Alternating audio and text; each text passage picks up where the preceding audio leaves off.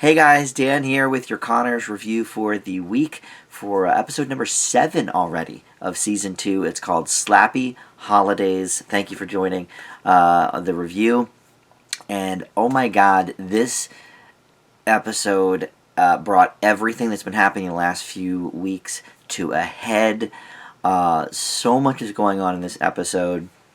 So let's talk about it, and then let's talk about the review. So essentially, this only really has an A story, which is basically Thanksgiving at the Connors, fighting family members, and then everything else stems from that. But there's no real side plots. I mean, everything revolves around the Thanksgiving dinner, the Thanksgiving get-together, all of that stuff. And I would say it's helpful to have some context from the episodes that have been going on the last couple weeks, but at the same time, Darlene kind of lays everything out right in the opening scene, saying that, Jackie and Becky are not going to want to come to Thanksgiving because they're still fighting with her. She explains why they're fighting, because of the whole inheritance thing. And then they even talk about Harris's friend Odessa, who in the last episode was banned from the house basically by Dan.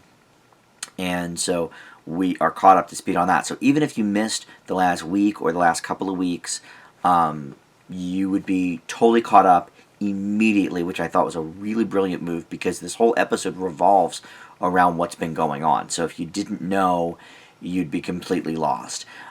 So essentially, everybody does end up coming together. Dan and Darlene decide, okay, maybe it's the best thing for the family to have everybody here for the holiday. They keep having to write the grandmother Bev out of the storylines, because I think Estelle Parsons, God bless her, but she's in her mid-90s. She can only do so many episodes. So even though she's technically living in Dan's house right now, they have not had her on the last couple of episodes, including this one. They said that she's gone away for the Thanksgiving holiday. So, all right, fine. It would have been great to have seen her, but I don't know. I think the episode would have gone differently with her presence in it, because I feel like she offers a different perspective. And I'm not sure if it would have helped the storyline here, so I'm sort of glad. I mean, I always love seeing her, don't get me wrong, but I think it made sense that she wasn't in this episode in spirit or in person, because I think it would have just been completely different. Roseanne was in the episode in spirit, which we'll get to. But essentially, you've got then the entire family. This is the first episode in a little while that everybody from the opening credits scene is actually in. All of the kids were here. DJ was here. Mary, Harris, Mark, all of the kids were there. So that was great. We haven't seen everybody in quite a while. Thanksgiving episodes, I mean, for any sitcom really, but in Roseanne history anyway, brought everybody together, plus extended family too. So of course you're going to want everybody here for this one. And Dan and Darlene ended up getting Mary and Mark to go over to Jackie's and talk her and Becky into coming to the dinner, sort of, pleading on their sympathies. And then Louise, the Katie Sagal character, showed up as well, because she was, just kind of hanging out with Dan, and then he was like, you know what, why don't you come to the dinner as well? She didn't want to. She was going to go to her sister's, and then she ended up coming, and then she ended up going, and so she was kind of in and out of this episode, but it was great to see her. The dynamic that she is building with Dan, I think, is really good. I think it's good to keep reminding the audience that these guys did know each other in high school. Like, the first scene that we see here this episode, they're looking through the old yearbook. And Roseanne's name, gets evoked there as well. She reads off what Roseanne inscribed in Dan's yearbook. So I like that we're sort of reminding the audience, okay, we haven't seen Katie Sagal in a few weeks, but these guys have a rich history, these characters, dating back, 40 years or whatever. So I think it's very important to kind of have the audience keep that in mind, because I think there are going to be people that are like, you know what, he shouldn't be moving on from Roseanne and this and that. But honestly, I mean, the Roseanne character has been dead for over a year. It is time, I think, for him to start thinking about his next move in life. So I'm glad that we're just dipping our toe into that character. We're not going all in. We're not diving in. We're just sort of testing the waters a little bit with Dan's emotions and Dan's mental state. And I think it's brilliant. I think that's totally the way to go. So I'm glad they're doing that. Having everybody in the episode did not hurt it. Last week we were missing a few people, and I actually said it was kind of better that way. I didn't miss them. It was good to focus on what we needed to focus on. But here, everybody sort of is involved. Even DJ and Mary aren't necessarily involved in the Lanford lunchbox scenario, except for the fact that he would be getting some of that inheritance money, and if the restaurant goes bust, then he wouldn't see any of that money. So, he is sort of in it in that respect. But Mary is more in it in the respect that, like, she wants everybody to get along. These are her two aunts that are fighting. We don't know if Gina has any siblings, but it might be her only two aunts.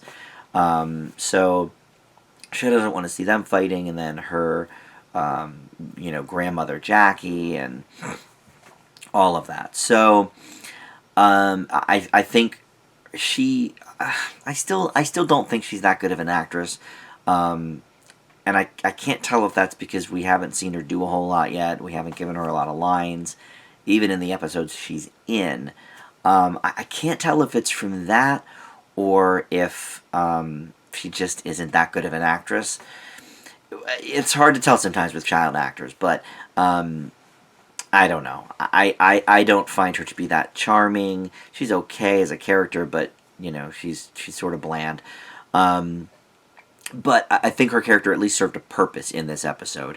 And I think actually DJ's character served a purpose in this episode. Even though he's not involved directly, it's still his family crisis, his family issues, and at the end of the day, partially his inheritance. So I think that makes sense. And then the whole thing with Harris and her friend Odessa, we find out that Odessa is living by herself. Her parents took off years ago, and so she's got her own apartment, her house or whatever. I think they said apartment, but so Harris has been basically lying to Darlene and everybody else, saying, "Oh yeah, like I'm spending the night over at Odessa's," without revealing that there's no parents there. So we get the truth finally in this episode about that. And I mean, we didn't, I wasn't apprised of all the goings on, in between the episodes and stuff. I don't know if I knew that she was spending the night there, but it's clear pretty instantly that Darlene certainly knew and is not happy about it. So that devolves into an enormous fight, both verbally and then, as we see, physically, as the title of the episode, Slappy Holidays, would indicate. And so, things are said that are very, very nasty and very, very intense, specifically between Darlene and Jackie, but there's a little bit of Becky and Darlene stuff there, too. But, I mean, the two of them, Jackie and Darlene, go at it very, very hardcore, and Jackie ends up slapping Darlene. Roseanne is evoked several times in that argument about, Jackie basically saying, "Hey, you think you're going to replace Roseanne? You think you're going to take over this family? That's a joke. You can't even take care of your own kids, And then Darlene snaps back about Jackie's history with, basically being a loser in life, and Roseanne having to pick up the pieces from her and still failing. And then, everybody else is kind of just in the middle of everything. So at the end of the episode, well, actually, not even quite at the end, but towards the end, Odessa has long gone by this point, but Harris decides, you know what, I'm moving out, I'm going to move in with her, and Darlene basically lets her go for the night, but says, come back tomorrow, we're going to talk about it. Does she come back? I don't know. And then it ends with, some jokes about pie that Louise has brought, and and everybody has, sort of made up, but it's definitely very tenuous, I think, at best. And they're going to go through with the Lamford lunchbox. Darlene was sort of strong armed into it by everybody, but I think it was, honestly, I think it was mostly, Dan's appealing to her to really make it happen. And that's pretty much it. Then we end with a scene about pie. And I think this is, I mean, it's one of the best episodes I've seen in a long, long time. I would say it's probably, other than maybe the premiere, like the first season premiere of The Connors, where Roseanne dies. I think this is the best episode we've gotten of The Connors yet. It's probably better than any episode of Roseanne season 10 as well. I mean, this is a powerhouse of an episode. For one thing, it's got basically all of the earmarks of what made Roseanne such a great show in the first place. It's got this crazy intense drama mixed with really good comedy. I mean, even in the super intense scenes, the jokes are hilarious. It's such a well-written episode. And by concentrating on the A story and not really having any, I mean, you could say maybe like the Harris Odessa thing is a B story or the Dan and Louise thing is a B story, but it all revolves around Thanksgiving. It all revolves around the house. I mean, other than the one scene in Jackie's apartment, I think the whole show took place in the house, whether it was in the living room, in the kitchen, in the garage.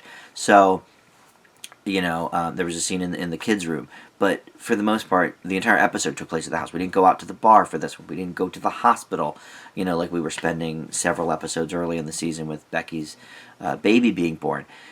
It was a very concentrated episode, and I think, when The Connors is said and done in however many years, 2, 3, 4 years from now, I hope it stands up that long at least. But I think this will be an episode that people will remember. I think people, when they think about what made The Connors so good, or what set it apart from Roseanne or whatever. It's doing everything that made Roseanne great, but doing it in its own way.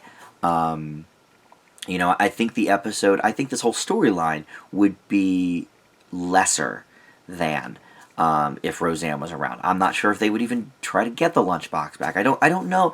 What's funny is, like, well, and look, I liked Roseanne the character being back in the reboot. I thought it was good, but at the same time, I have to say, especially these last few episodes, I just don't miss her at all. I like that we're evoking her spirit sometimes. I like that we're mentioning her sometimes. But I absolutely love that this new iteration of the Roseanne show is really starting to come through and take the best parts of the Roseanne show and figure out how to do it without the character Roseanne. I think season 1 had some ups and downs. Season 2 started out rocky, but these last few episodes have just been so strong in that regard. So I love that. I think that the slapping thing, okay, they did an episode where Roseanne, smacked DJ in the butt a few times and spanked him, and that was sort of, okay, let's talk about this in terms of I was abused when I was a kid, da-da-da-da-da. So here, unlike last week where it was, oh, well, we took Dan's motorcycle out. Okay, well, Becky did that exact thing. Like, here it's not the exact thing at all, because it's very, the Roseanne DJ thing was, he was being a little bit of a brat, but like there wasn't a screaming match leading up to it like there was here. I mean, this slap reminded me of when Tom Hanks came on to Family Ties as Uncle Ned and smacked Alex across the room. I mean, it was that intense and powerful, and especially because we know the relationship between Darlene and Jackie has always been so strong. I love that they had this fight. I love that they are exploring it on the show, but I also love that they wrapped it up within a few episodes. Like I think it would have been a mistake to make that fight an entire season's worth of a story. I'm really glad that they reined it into like basically 2.5 episodes, and now it's resolved. And what's great is, even though the fight portion was resolved, we still have this entire new plot line of reopening the Lamford lunchbox to contend with. And I guarantee it's not going to be the last we hear of this money. Darlene's going to be on their asses to make sure they're doing the right thing and they're making money, and they're having good ideas, or whatever. So I love that it's opening up this whole new dynamic in that regard. I don't know where some of the other characters fit into that, to be completely honest. I love that Becky's moving back home. Does that mean Bev's going to move out and back in with Jackie? I don't know.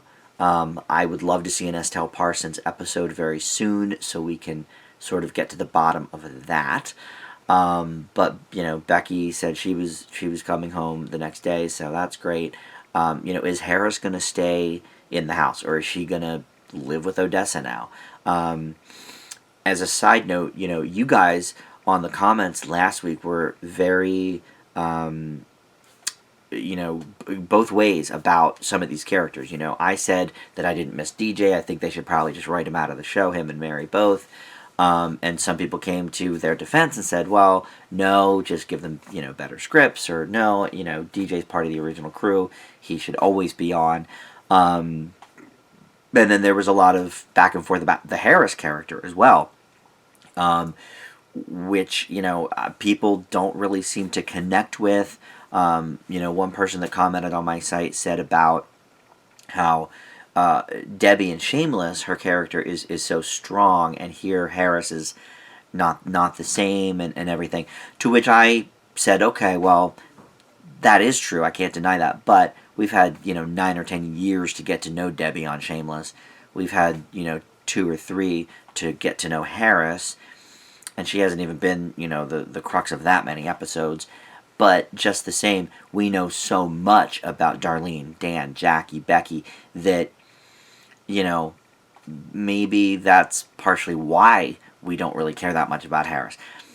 I don't think anybody seems to be on the fence about Mark. I think we all like Mark's character, but he's also been very defined. He's a gay kid. He's, very sensitive. He's very artistic. He's a lot like his father, David, honestly. So I think we have a stronger connection with him than we have to Harris for that reason. Maybe that's because they're giving her less to do, or they're just sort of retreading earlier storylines with her, which I mentioned last week is definitely a problem. Even really with the Odessa thing, Becky moved out to be with Mark, in the original Roseanne, and Darlene moved out to be with David. Here, Harris isn't moving out to be with a boyfriend, but with a best friend, and really a bad influence. But one of the comments that struck me at the opening scene of this episode is when Dan and Darlene were talking about who's going to come to the dinner, and Dan says, I really want these guys here, and Darlene's like, oh, well, you've got DJ, Mary, Harris, Mark, they'll all be here, Dad, and Dan goes, yeah, but they're boring. And, it's a funny line, and John Goodman delivered it great. But what's so funny is, I'm sure it was written for the sole purpose that, look, we hear your criticisms, guys. Maybe these characters are a little more boring than they could be. To me, that was a wink and a nod to the audience of all right, we get it. We think these characters might be a little boring too.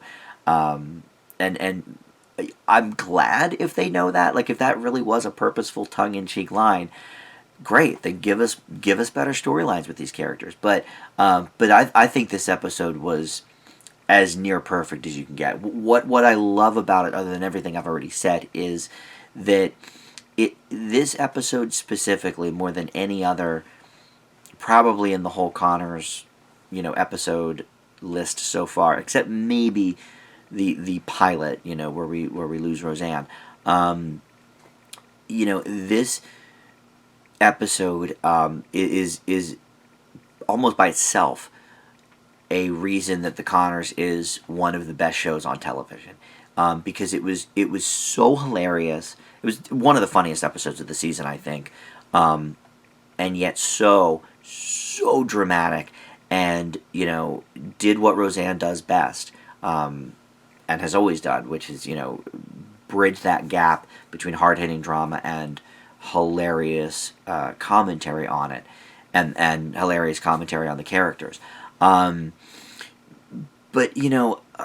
what makes The Conners and before it Roseanne so great is the realism, and at the end of the episode, I don't know how you guys felt, but for me it was, it really showed me, look, Darlene is really trying her best here, but she is struggling. We don't talk about it in episodes as much. We see, okay, she's having a love triangle with Ben and David. What's she gonna do? Ha ha. But she is struggling as a parent, as a sister, as a niece, as a daughter. Everybody's kind of ganging up on her in some aspects. Maybe it's fair, maybe it's not fair, but it is real life. That's for damn sure. And I love how they are painting her as both sort of, I don't know if I want to say the villain. I don't know if they're painting her as the villain, but she's definitely being hard-headed in some aspects, and maybe that is not fair to Becky and Jackie. Maybe it is, but I think what the takeaway is at the end of the episode is there are not easy answers when it comes to this kind of stuff, when it comes to money and family, when it comes to sibling rivalry, when it comes to raising your kids in a toxic environment. Like, there's all these things at play here, and it's all of the things that made Roseanne a brilliant show back in the 90s and a groundbreaking show. And here I feel like, single-handedly almost with this episode, they're doing it again. It's a whole story arc that started like 3 episodes ago that they're continuing with, but I think this was the culmination of it all. I think the storylines about the lunchbox are going to be great as we move forward. Hopefully the writers are learning from their throwaway joke from Dan that some of these ancillary characters are a little boring, so let's give them something else to do. But man, I mean, this was an incredible episode. This is, I think, I would have to go back and see what all my grades were for the Roseanne Season 10 reboot, but this episode is an A+ for me. And I'm pretty sure I have not given a Conners episode an A+ yet. I don't think I gave a Roseanne episode 1 either. It's hard to tell, because I grade like premieres and pilots and stuff on kind of a curve, so maybe I gave one of those an A+. I would have to go back and look, but I mean, this is, I think, an episode that when we look back a few years from now and think, oh, what were the best episodes of The Conners, I think this is absolutely going to be up there. I loved it. Loved it. I hope you guys did too. I want to hear from you in the comments. You always have such insightful things to say, and a lot of times they are not on the same page as me, and I love that just the same, because I love having a dialogue with people who are passionate about the show like I am, whether they agree with me or not. I love that. So please comment below. We got like 6 new subscribers just in the past week after posting the last episode, so that's awesome. We're up to almost 330 subscribers now, so thank you for that. And please, if you are a new subscriber and you found me because of these Roseanne reviews and Conners reviews, awesome. Let me know. Love to hear from you, and I comment to everybody, so respond back to everybody. So that's going to be it. I've talked enough already. This this review is longer than the episode itself that I'm reviewing, so I do apologize for that. Sometimes I sort of lose myself in the words, but we'll be back next week with another Conners episode. It's interesting because next week is actually still before Thanksgiving, but I think we're done on the Conners with Thanksgiving anyway, so I guess we're going to be moving on from that. But there is another new episode next week, so I'll have another review for you, and I'm looking forward to it. Thanks so much for watching. We'll see you next time. Bye.